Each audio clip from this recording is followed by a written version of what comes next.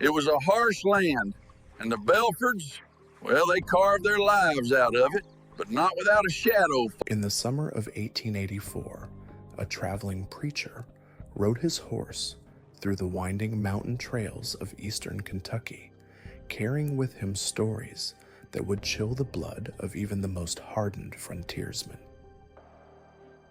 He spoke of a family so violent, so utterly without mercy, that entire communities would bar their doors at the mere mention of their name. He told of children who learned to kill before they could properly read, of a patriarch who ruled through terror, and of crimes so savage that even the lawless mountain folk whispered about them in hushed tones around their fires. This is the true story of the Bellford family, Appalachia's most feared clan of killers. To understand the depths of evil that would eventually consume the Bellfords, we must first journey back to the harsh realities of life in the Kentucky mountains during the 1860s. Picture, if you will, a land where the nearest neighbor might live 10 miles away through treacherous terrain, where the law was whatever a man could enforce with his own 2 hands and a loaded rifle, and where survival often meant choosing between your family's welfare and your conscience. The mountains themselves seemed to breed a different kind of person. These weren't the gentle rolling hills of Virginia or the fertile valleys of Tennessee. No, these were jagged peaks that clawed at the sky, dense forests where a man could disappear forever, and hollows so deep and dark that sunlight barely touched the ground even at midday. It was in one of these forgotten hollows, along the banks of Poison Creek, that the Bellford homestead sat like a spider in its web. The patriarch of this cursed bloodline was Ezekiel Bellford, a man whose very presence could silence a room full of mountain men. Born in 1829, Ezekiel had grown up during the most violent period in Kentucky's history, when blood feuds between families could rage for generations, and a man's reputation was measured not by his wealth or his wisdom, but by how many enemies he had buried. By the time he reached manhood, Ezekiel had already killed 3 men in what he claimed were fair fights, though those who witnessed these encounters told a different story entirely. Standing well over 6 feet tall, with shoulders broad as an ox yoke, Ezekiel possessed the kind of physical presence that made other men step aside when he walked through a crowd. His eyes, described by those who knew him as the color of winter ice, seemed to look right through a person's soul and find it wanting. But it wasn't just his size that made folks fear him. There was something fundamentally wrong with Ezekiel Bellford, something that went deeper than mere meanness or mountain pride. You see, most violent men in those days killed out of necessity, passion, or honor. They might shoot a man who cheated them at cards, or put a bullet in someone who insulted their family name. These were acts of emotion, however misguided. But Ezekiel was different. He killed because he enjoyed it. He killed because it made him feel powerful. And most disturbing of all, he killed because he was teaching his children that this was simply the natural order of things. By 1865, Ezekiel had taken a wife, a young woman named Sarah, who had made the fatal mistake of falling in love with his dangerous charm. Sarah came from a respectable family in the county seat, folks who owned a small dry goods store and attended church every Sunday without fail. When she announced her intention to marry Ezekiel Bellford, her father threatened to disown her. Her mother wept for 3 days straight. Her brother rode out to the Bellford Hollow with a shotgun intending to talk sense into his sister. He was never seen alive again. The marriage was a disaster from the very beginning. Within months, Sarah learned that her husband's idea of discipline involved his fists, and his idea of entertainment often involved making other people suffer. But by then, it was too late. She was already carrying his child, and in those days, a woman had precious few options once she found herself trapped in such circumstances. Besides, who would dare to help her escape from Ezekiel Bellford? Their first child was born in the spring of 1866, a boy they named Jeremiah. From the moment he could walk, little Jeremiah was exposed to violence as casually as other children might be exposed to farming or reading. Ezekiel would take the boy with him when he went to settle disputes with neighbors, teaching him that problems were solved with bullets and that mercy was a weakness that got men killed. By the age of 10, Jeremiah had witnessed his father murder at least 6 people and had been forced to help dispose of the bodies. The second child came 2 years later, another boy named Caleb. If Jeremiah had inherited his father's size and strength, Caleb had inherited something far more dangerous: his cunning and his complete lack of conscience. Where Jeremiah might hesitate before pulling a trigger, wondering if there wasn't another way to solve a problem, Caleb seemed to delight in causing pain. Even as a small child, he would torture animals for entertainment, and his mother Sarah often found herself praying that her own son wouldn't grow up to be even worse than his father. But it was the third child, born in 1870, who would prove to be the most terrifying of them all. They named her Rebecca, and from the moment she drew her first breath, it was clear that something was fundamentally wrong with this child. She never cried as a baby, never showed fear or joy or any of the normal emotions that mark a healthy infant. Instead, she would simply stare at people with those same ice-cold eyes her father possessed, as if she were studying them like specimens in a jar. As Rebecca grew older, her behavior became increasingly disturbing. She would disappear for hours at a time, only to return with blood under her fingernails and a satisfied smile on her lips. When asked where she had been, she would simply say she had been playing with the animals in the forest. But the local farmers began to notice that their livestock was turning up dead, mutilated in ways that suggested someone had taken great pleasure in their suffering. By the time Rebecca reached her 10th birthday, even her own brothers had begun to fear her. There was something about their sister that made their skin crawl, something that whispered of dangers far worse than anything their father had ever imagined. Jeremiah, despite his own violent upbringing, found himself lying awake at night, wondering what his sister might do to him while he slept. Caleb, who had never shown fear of anything, refused to be alone in the same room with Rebecca. But if the children were becoming monsters, their mother Sarah was slowly losing her mind. The constant violence, the isolation, and the knowledge that she had brought these dangerous creatures into the world had taken its toll on her sanity. She began talking to herself, carrying on long conversations with people who weren't there. She would spend hours staring out the window of their cabin, as if she were watching for someone to come and rescue her from this nightmare she had created.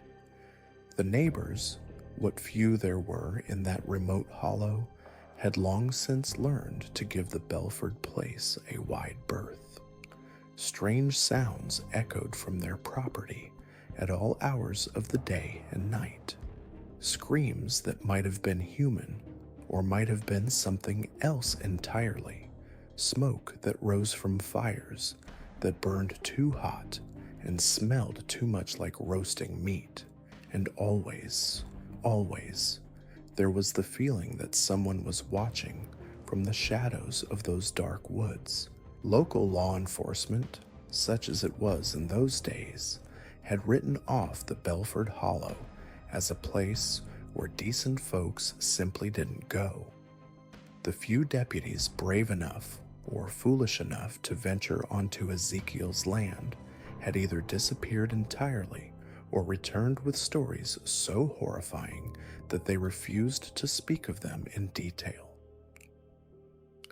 The county sheriff, a man named Thomas Morrison, who had served with distinction during the Civil War and had seen his share of human brutality, declared the Bellford property off limits to his men. There are some places, Sheriff Morrison was heard to say, where the law of man simply doesn't apply. Some places where evil has taken such deep root that it would take an army to dig it out. And some fights that just ain't worth the cost in good men's lives. But the Bellford's reign of terror was about to expand beyond their isolated hollow. As the children grew older and their appetites for violence grew stronger, they began to venture farther from home. What had once been a localized nightmare was about to spread like a plague across the entire region, leaving a trail of death and horror that would shock even the most hardened mountain folk. The first sign that the Bellfords were expanding their hunting grounds came in the fall of 1879, when a family of travelers was found slaughtered along the old trading road that wound through the mountains. The victims were a merchant named Henry Walsh, his wife Martha, and their 3 young children, ranging in age from 5 to 12. They had been traveling from Virginia to sell goods in the Kentucky settlements when they made the fatal mistake of camping too close to Bellford territory. What happened to the Walsh family defied description. The bodies were found by a group of hunters 3 days later, and even these men, who had seen their share of violence during the war, were sickened by what they discovered. The merchant and his wife had been tortured for hours before they were finally allowed to die.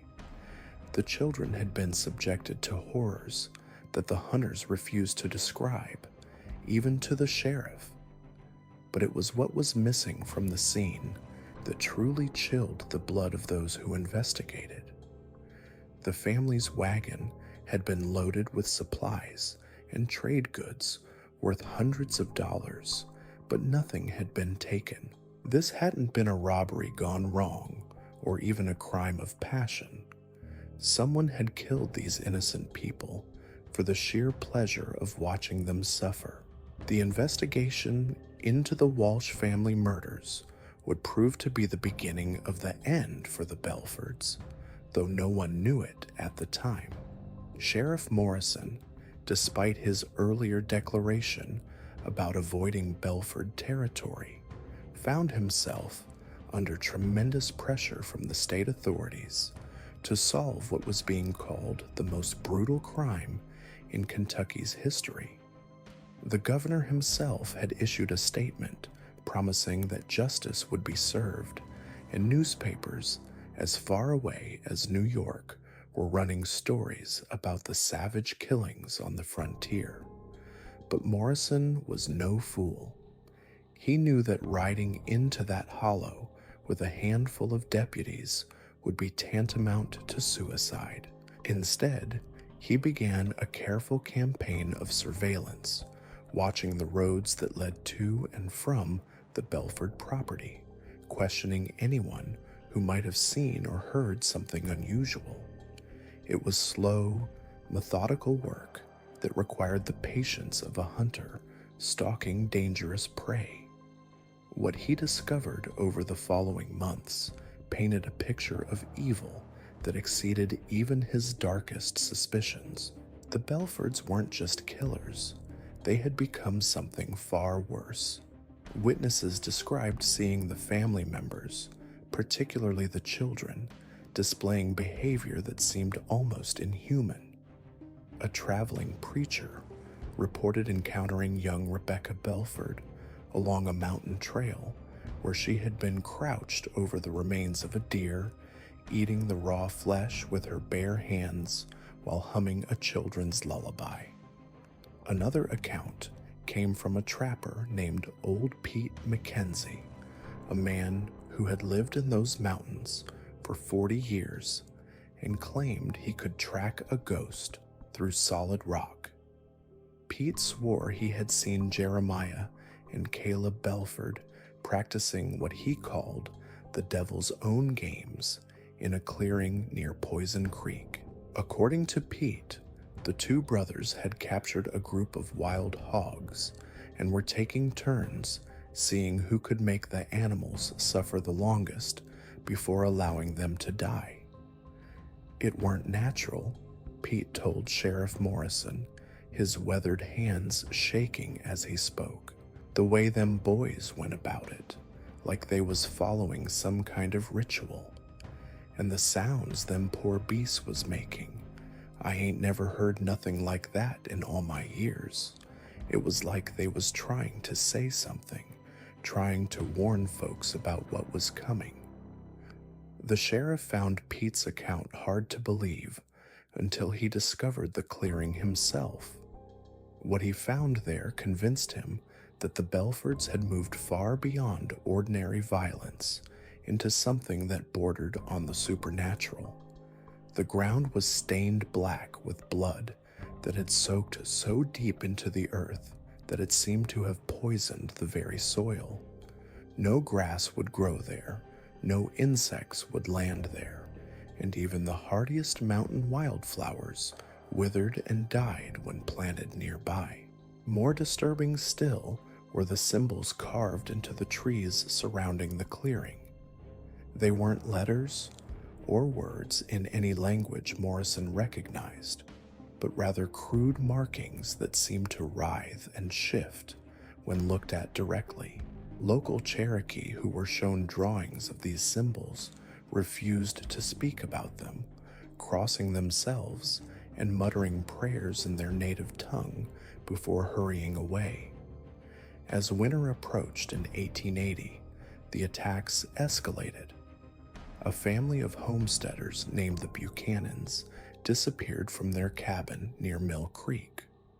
When searchers finally found the building, it had been burned to the ground, but not before its occupants had been subjected to the same horrific treatment as the Walsh family. This time, however, there was a witness. 8-year-old Tommy Buchanan had been visiting his grandmother in the next valley when the attack occurred.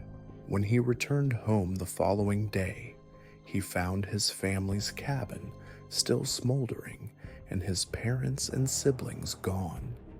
But Tommy had seen something that would haunt him for the rest of his life.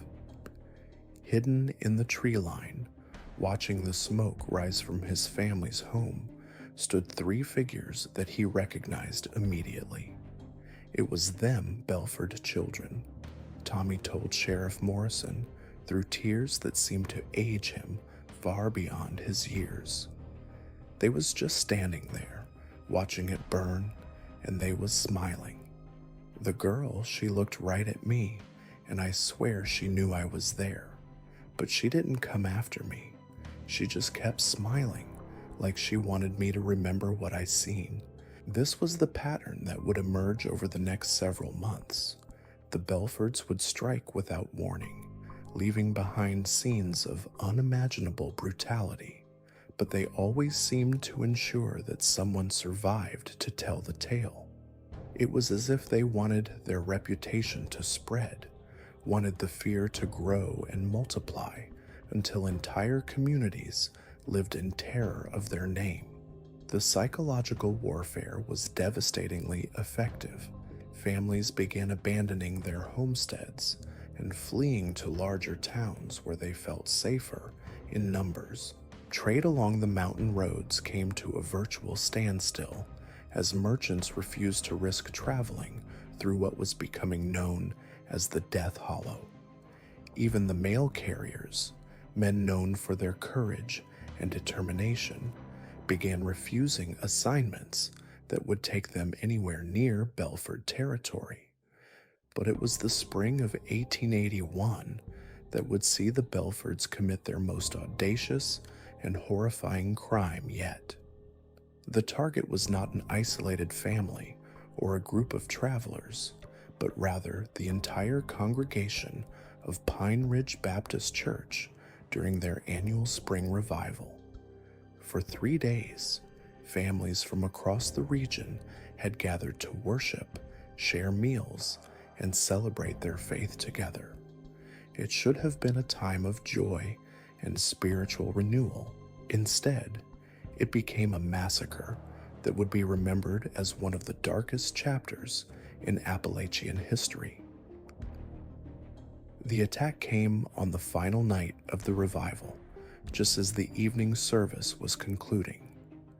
Pastor William Hayes had just finished delivering his sermon on forgiveness and redemption when the doors of the small church burst open. Standing in the doorway, silhouetted against the dying light of sunset, were all 5 members of the Bellford family.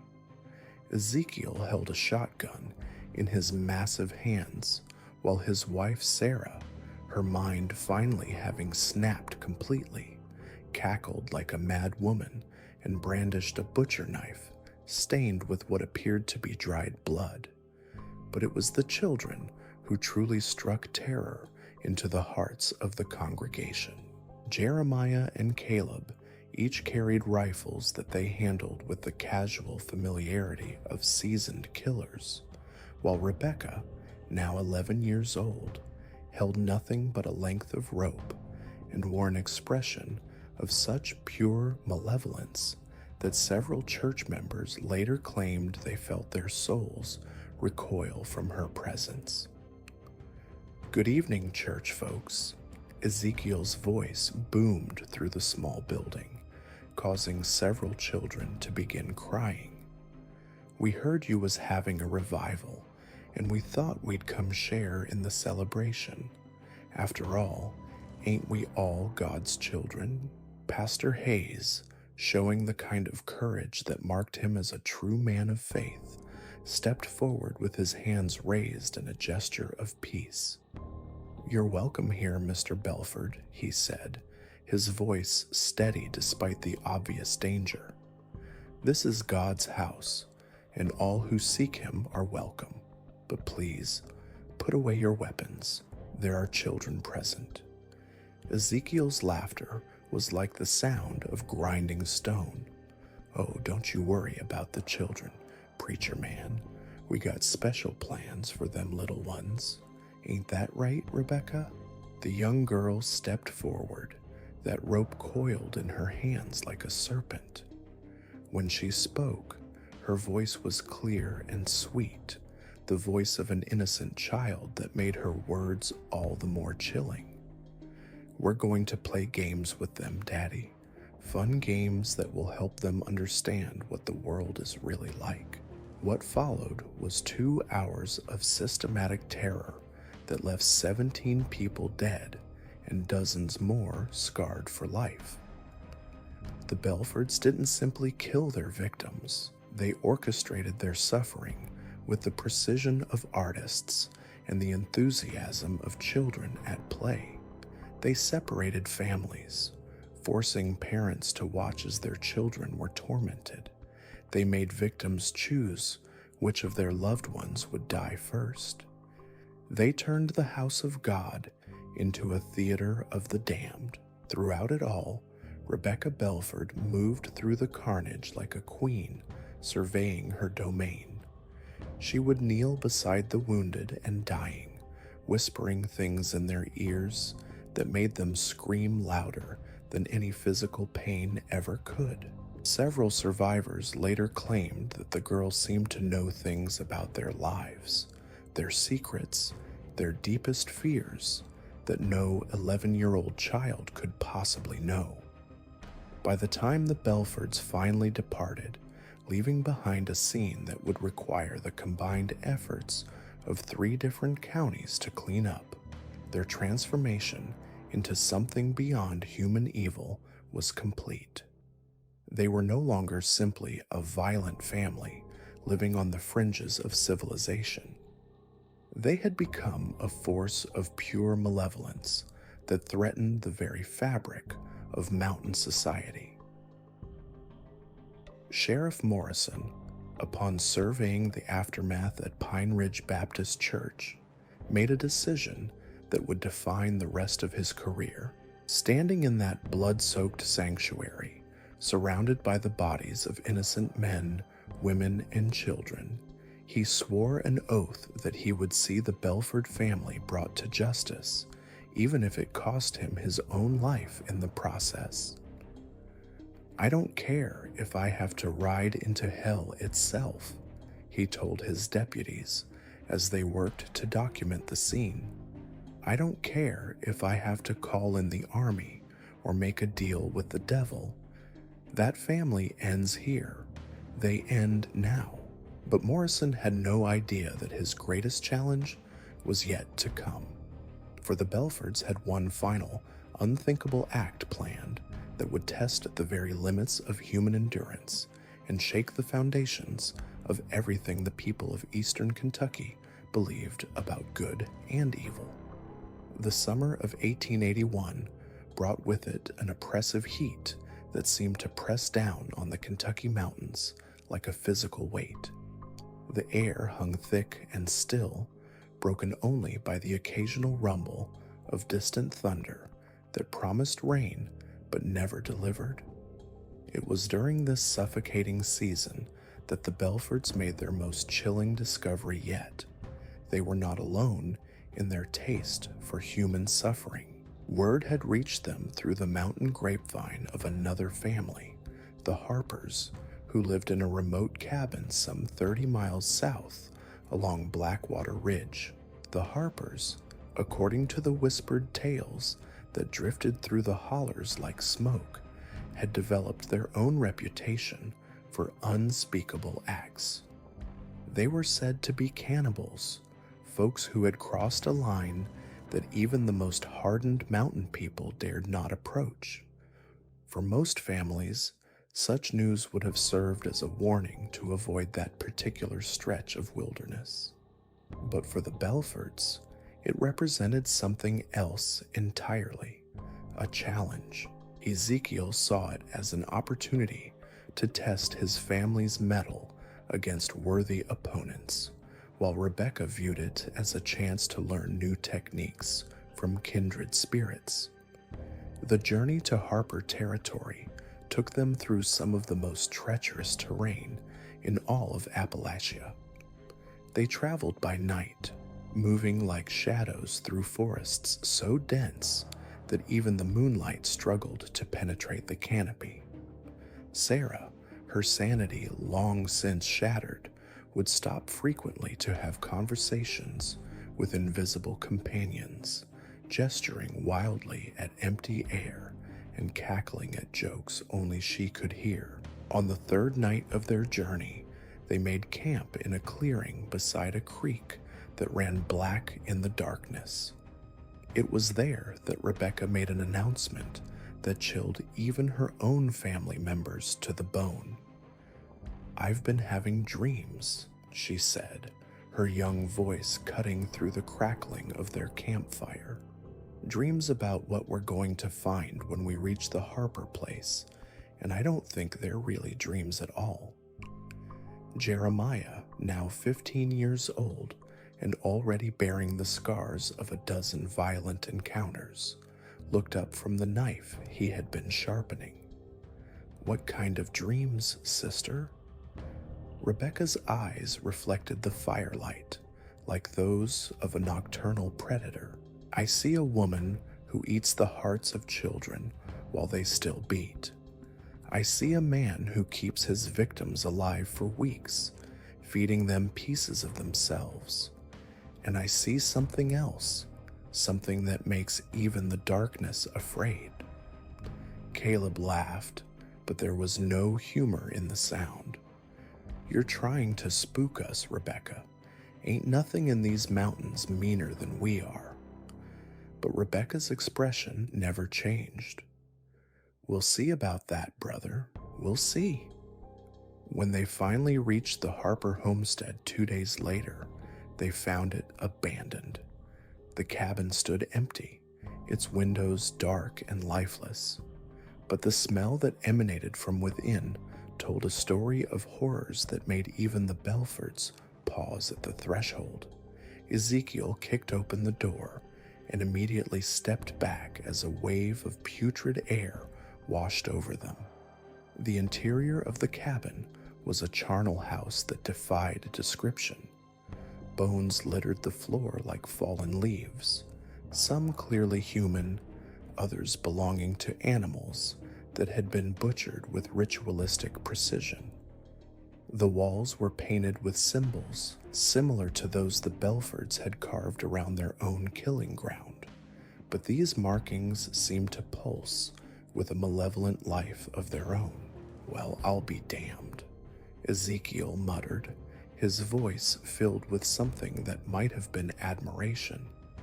These Harper folks really knew their business.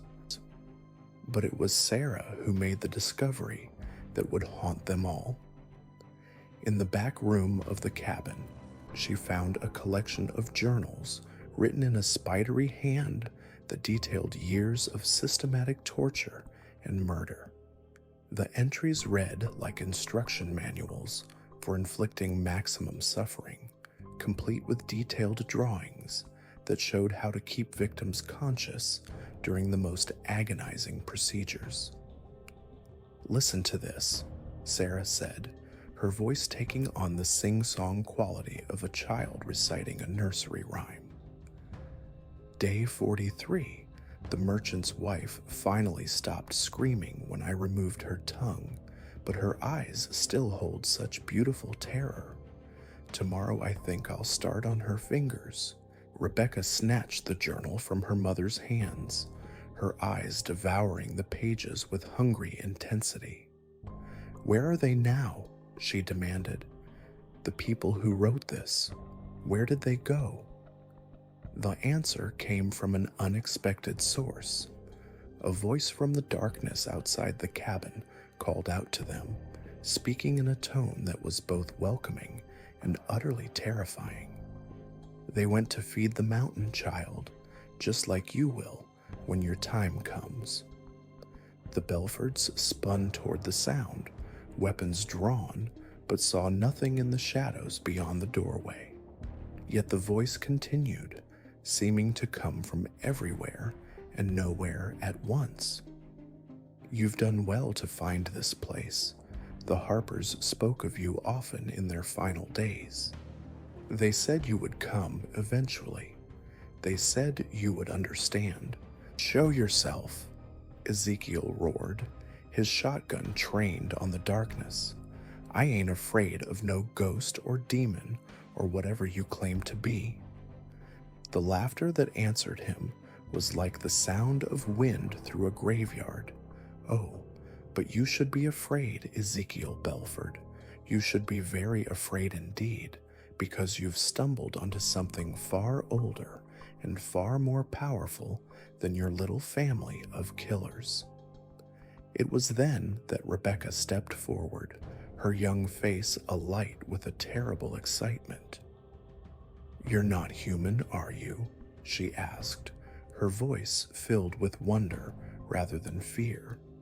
"You're something else, something that's been waiting for us. Clever girl," the voice purred. "Yes, I am something else. I am the hunger that drives men to madness. I am the whisper in the dark that tells them to do unspeakable things. And I have been watching your family for a very long time." What followed was a conversation that would fundamentally change the nature of the Bellford family's evil. The entity which never revealed its true name or form, offered them knowledge that would make their previous crimes seem like child's play. It taught them techniques for prolonging suffering that the human mind had never conceived. It showed them rituals that could bind the souls of their victims, preventing them from finding peace even in death. But most importantly, it gave them a purpose that went beyond simple murder. The entity explained that it was preparing for something it called the Great Awakening, a time when the barriers between the world of the living and the realm of the damned would grow thin. When that time came, it would need servants in the world of flesh and blood, agents who could help it cross over into physical reality. Your family has shown great promise, the entity told them as dawn began to break over the mountains. But you must prove yourselves worthy. You must show me that you can transcend mere human evil and become something far more dangerous. The challenge it set before them was simple in concept, but horrifying in execution. They were to return to their own territory and commit one final act of such overwhelming malevolence that it would serve as a beacon, calling others of its kind to join the Great Awakening. The target was to be the annual harvest festival in the town of Mill Creek, where hundreds of families would gather to celebrate the end of the growing season. Make them understand, the entity whispered as its presence began to fade with the rising sun. Make them understand that their world is ending and that a new age of darkness is about to begin. The journey back to their hollow was made in silence, each member of the Bellford family lost in their own dark thoughts. They had encountered something that made their own evil seem pale by comparison, and the knowledge both thrilled and terrified them. Rebecca, in particular, seemed transformed by the experience. She walked with a new confidence, as if she had finally found her true calling. When they reached their cabin beside Poison Creek, they found it exactly as they had left it, but somehow it felt different now. The shadows seemed deeper, the silence more oppressive. Even the creek itself seemed to run darker, as if the water had been tainted by whatever presence had followed them home. Ezekiel gathered his family around their kitchen table, the same table where they had planned countless acts of violence over the years. But this time felt different. This time, they were planning something that would eclipse every horror they had ever committed. The harvest festival is still 6 weeks away, Ezekiel said, his voice low and dangerous. That gives us time to prepare, time to plan something that will make Pine Ridge Baptist Church look like a church picnic. Jeremiah leaned forward, his eyes bright with anticipation. What did you have in mind, Pa? But it was Rebecca who answered, her young voice carrying an authority that seemed to come from somewhere far beyond her 11 years. We're going to give them a harvest they'll never forget, she said, a smile playing at the corners of her mouth. We're going to harvest their fear, their pain, their very souls. And when we're done, that thing we met at the Harper place will know that we are worthy of its gifts. Over the following weeks, the Bellfords threw themselves into their preparations with the dedication of scholars preparing for an examination. They studied the layout of Mill Creek, learning every building, every alley, every possible escape route. They observed the townspeople's routines, identifying the most influential families and the most vulnerable targets, But their preparations went far beyond simple reconnaissance. Following the instructions given to them by the entity, they began constructing devices of torture that would have impressed the Spanish Inquisition. They carved new symbols into the trees around their property, symbols that seemed to writhe and shift when viewed in peripheral vision. And most disturbing of all, they began practicing rituals that Rebecca claimed had been whispered to her in her dreams. Sarah, what little remained of her sanity finally crumbling completely, became their most enthusiastic assistant. She would spend hours grinding strange powders and mixing potions that filled the cabin with sickening odors. When asked what she was making, she would simply smile and say she was preparing gifts for the children.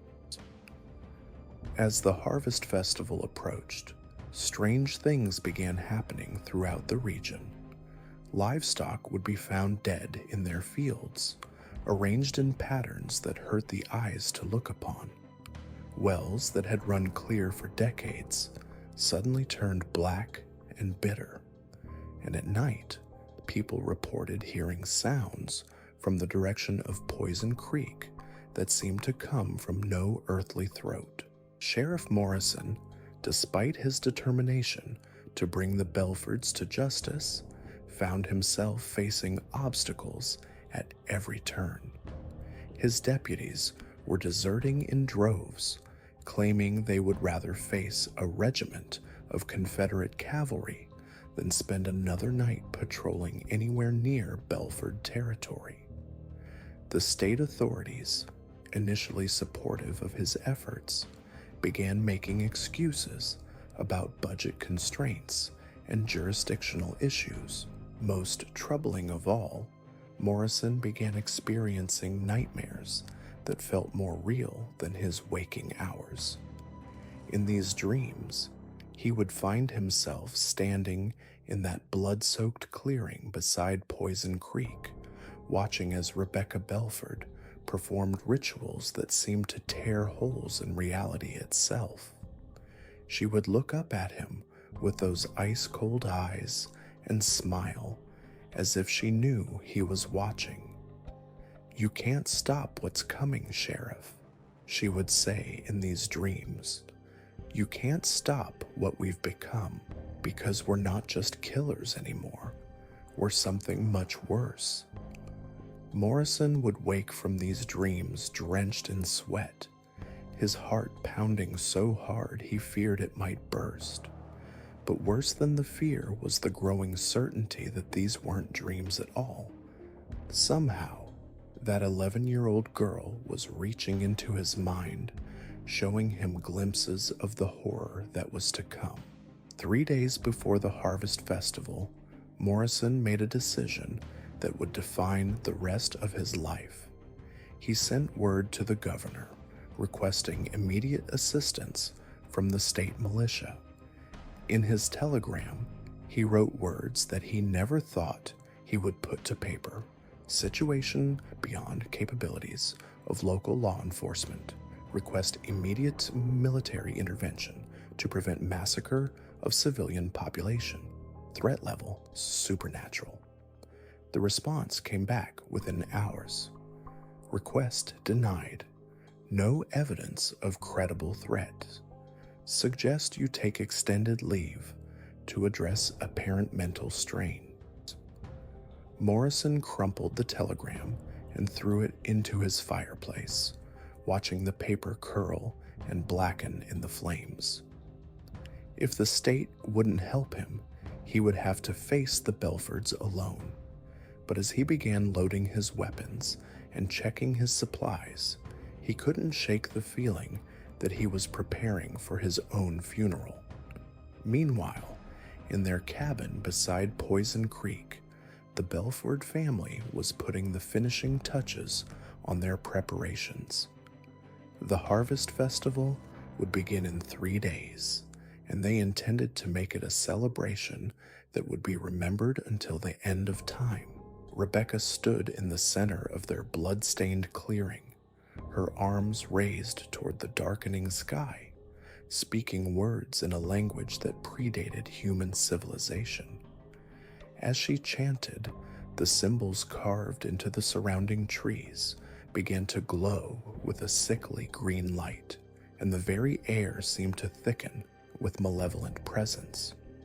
"It's almost time," she whispered, her voice carrying clearly despite the wind that had begun to howl through the hollow. "The Great Awakening is at hand, and we will be its heralds." In the distance, thunder rumbled across the mountains, though no clouds were visible in the star-filled sky. Something was coming to Mill Creek, something that would test the very limits of human endurance and faith. The Harvest Festival was about to become a harvest of souls, and the Bellford family would be the ones wielding the scythe. The stage was set for a confrontation between good and evil that would echo through the annals of Appalachian history. But as the wind continued to howl through the hollow, carrying with it the scent of brimstone and decay, one question remained unanswered. Would there be anyone left alive to tell the tale when the darkness finally lifted? The morning of the Harvest Festival dawned with an unnatural stillness that settled over Mill Creek like a burial shroud. Even the birds seemed reluctant to sing, and those few that did venture a note found their voices quickly swallowed by the oppressive silence. The townspeople, busy with their preparations for what should have been a joyous celebration, couldn't shake the feeling that something was terribly wrong. Old Martha Jenkins, who had lived in Mill Creek for 67 years and claimed she could predict the weather by the ache in her bones, stood on her front porch that morning and shivered despite the warm autumn air. "Something wicked this way comes," she muttered to her neighbor, Mrs. Patterson, who was hanging laundry on the line between their houses. "I can feel it in my very soul." Mrs. Patterson nodded grimly, though she couldn't quite put her finger on what was troubling her. All she knew was that she had awakened that morning from dreams filled with screaming children and rivers of blood, and no amount of morning coffee or familiar routine could wash away the taste of fear from her mouth. Throughout the town, similar scenes were playing out. Shopkeepers found themselves checking and rechecking their locks. Mothers pulled their children closer when they ventured outside. Even the town's dogs seemed nervous, whimpering and hiding under porches rather than running free as they normally did. But the festival preparations continued, driven by a mixture of stubborn mountain pride and the human need to maintain normalcy in the face of undefined dread. Booths were erected in the town square, displaying the finest produce of the season. Tables groaned under the weight of harvest pies, fresh bread, and preserves that would normally have the whole community celebrating with hearty appetite. Sheriff Morrison spent that morning making his final preparations, checking his weapons one last time, and saying what he feared might be his final prayers.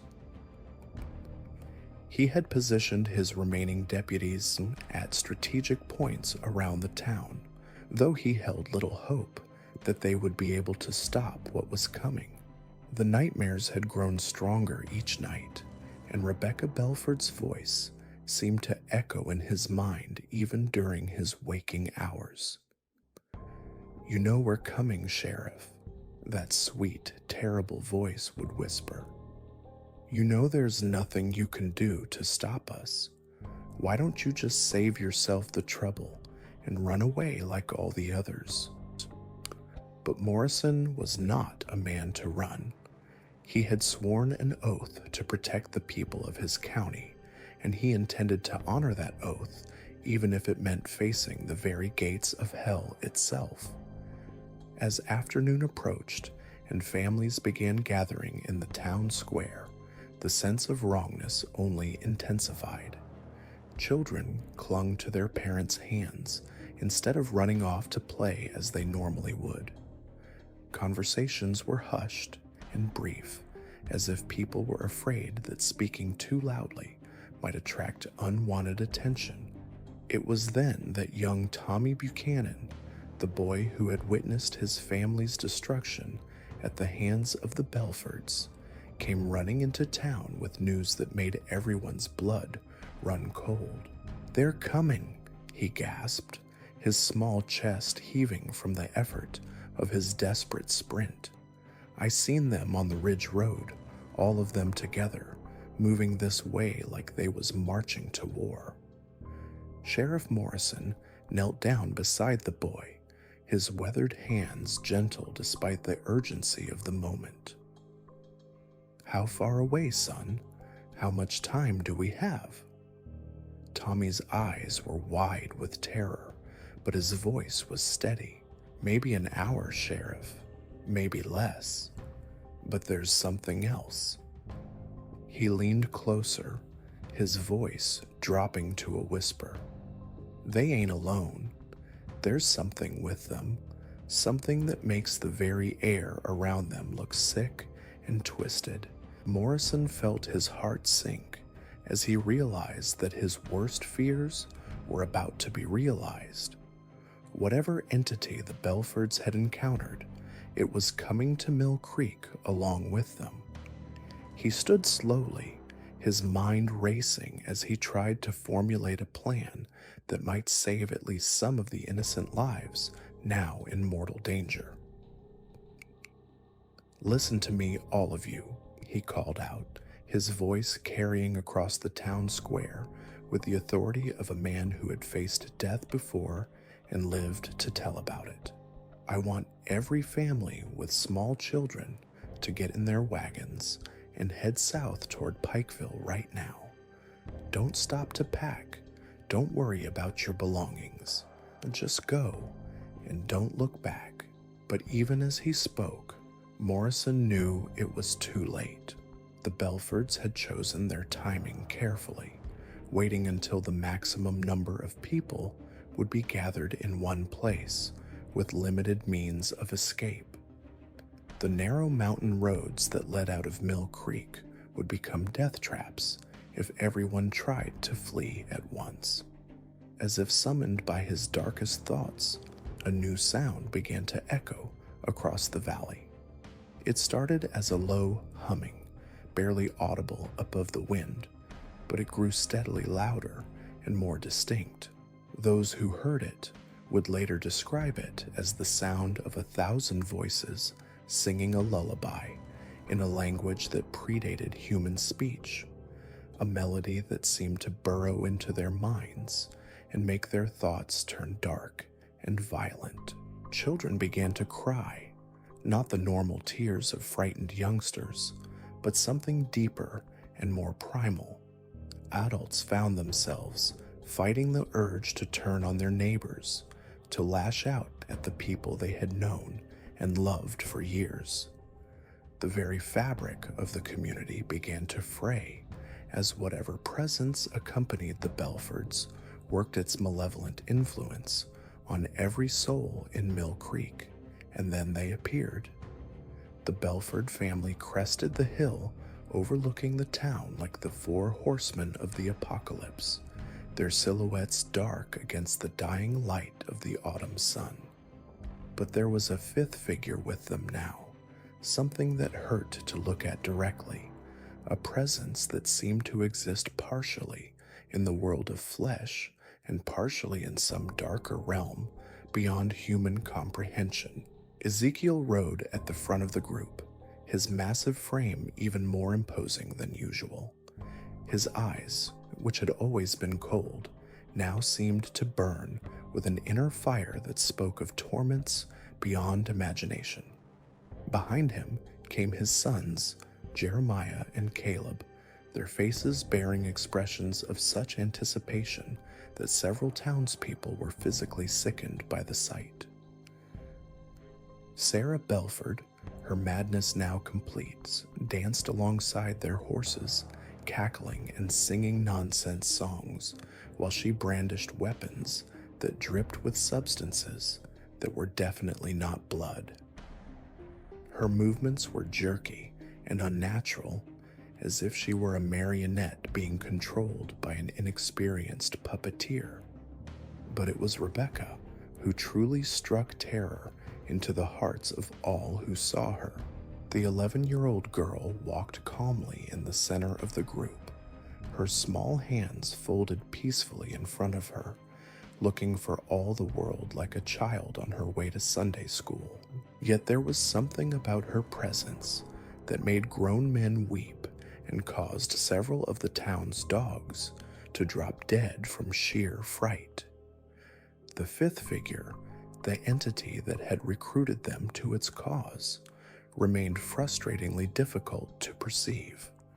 It seemed to shift and change with each passing moment, sometimes appearing as a tall man in a dark coat, sometimes as a writhing mass of shadows, and occasionally as something so alien and horrible that the human mind simply refused to process what it was seeing. Sheriff Morrison stepped into the middle of the town square, his hand resting on the butt of his pistol, though he knew it would be useless against what was approaching. Behind him, the remaining townspeople huddled together like sheep before wolves, their festival forgotten in the face of approaching doom. "That's far enough," Morrison called out, his voice carrying clearly across the distance. "This is my town, and these are my people. You want them? You'll have to go through me first." The response was laughter, not just from the Bellfords, but from the very air around them. It was the sound of wind through a graveyard, of children crying in the darkness, of all the fears that haunted humanity's deepest nightmares, given voice at once. Rebecca stepped forward, her sweet child's voice somehow audible despite the distance between them. "Oh, Sheriff, you still don't understand, do you? We're not here to take your people. We're here to transform them. We're here to show them what they really are underneath all their pretense of civilization." As she spoke, the townspeople began to change. The influence of the entity that accompanied the Bellfords started to work its corruption on their minds and souls. Neighbors turned suspicious eyes on one another.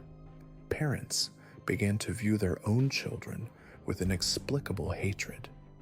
The bonds of community and family that had held Mill Creek together for generations began to dissolve like salt in water.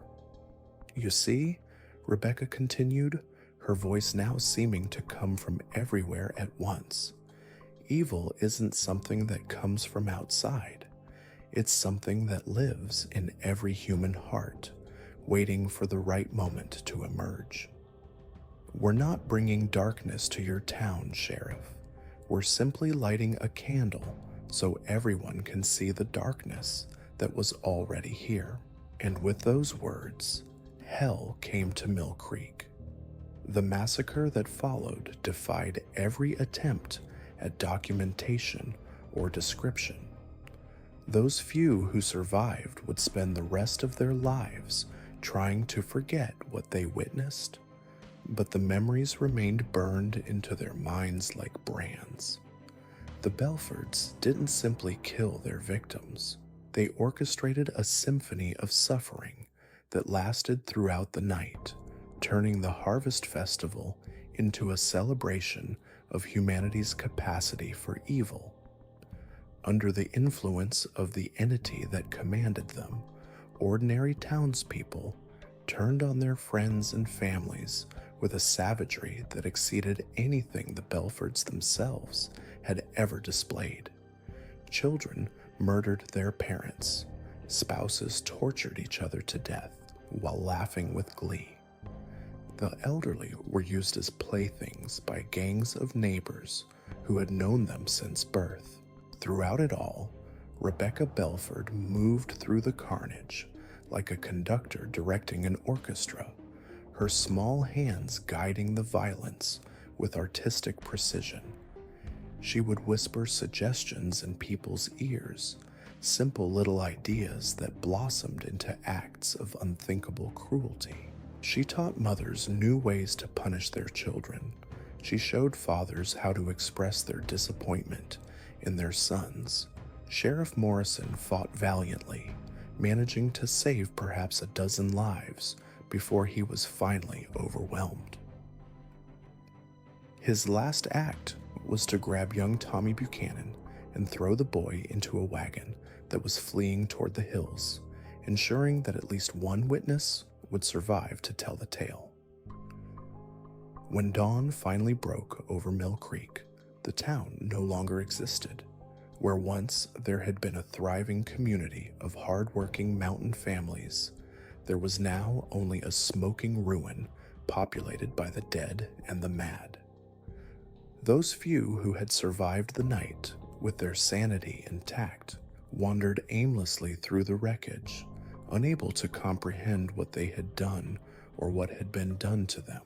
The Bellford family stood in the center of what had once been the town square, their work complete. The entity that had guided them was no longer visible, but its presence could be felt like a weight pressing down on the world itself. The Great Awakening had begun, and Mill Creek had been its first harvest. But even as they savored their triumph, the Bellfords had no way of knowing that their reign of terror was about to come to an abrupt and final end. For there are some lines that cannot be crossed, some evils so profound that they call forth a response from forces beyond human understanding. High in the mountains above Mill Creek, an old Cherokee medicine man named Joseph Crow Feather had felt the disturbance in the natural order. He had seen the darkness spreading like poison through the land, and he knew that action must be taken before it consumed everything in its path. Crow Feather was the last of his kind, a keeper of ancient knowledge that predated the arrival of white settlers by thousands of years. He knew of entities like the one that had corrupted the Bellfords, and more importantly, he knew how to fight them. As the sun reached its zenith on the day after the Mill Creek massacre, Joseph Crow Feather began the long journey down from his mountain retreat. He carried with him weapons that were not made of steel or gunpowder, but of words and rituals and the accumulated wisdom of generations of his people. The final confrontation between the Bellford family and the forces of justice would not be decided by bullets or badges, but by something far older and more fundamental. It would be a battle between the darkness that sought to corrupt all it touched and the light that refused to be extinguished. And when the smoke finally cleared, when the last echoes of gunfire faded from the Kentucky mountains, the name Bellford would be spoken only in whispers, if it was spoken at all. For some evils are too profound to be remembered, too terrible to be recorded in any history book or newspaper account. The old Cherokee's rituals lasted 3 days and 3 nights, and when they were complete, it was as if the Bellford family had never existed at all. Their cabin beside Poison Creek was found empty and abandoned, with no trace of its former occupants. The clearing where they had performed their dark rites was overgrown with new vegetation that seemed to glow with its own inner light. Some say the Bellfords were destroyed utterly, their souls scattered to the winds like ashes. Others claim they were banished to the same dark realm that had spawned the entity they served. But Joseph Crow Feather, when asked what had become of them, would only smile sadly and say that some questions were better left unanswered. The mountains of eastern Kentucky still bear the scars of the Bellford legacy, though few who visit the region today would recognize them.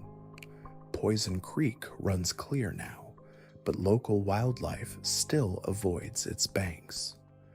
The site where Mill Creek once stood is now a meadow where nothing grows higher than a man's knee, and travelers who camp there report strange dreams filled with the sound of children singing lullabies in languages they don't recognize. And sometimes, on nights when the moon is dark and the wind howls through the hollows like the voice of the damned, old-timers claim they can still hear Rebecca Belford's laughter echoing through the mountains, a reminder that some evils are too deep-rooted to be completely destroyed, only contained and forgotten. This is the true story of the Bellford family, Appalachia's deadliest clan, a tale of corruption so profound that it threatened to tear apart the very fabric of human civilization. It serves as a warning that evil comes not always from outside forces, but sometimes from the darkness that lurks in the human heart itself, waiting for the right moment to emerge and consume everything in its path. May their victims rest in peace, may their crimes never be forgotten, and may their like never darken these mountains again.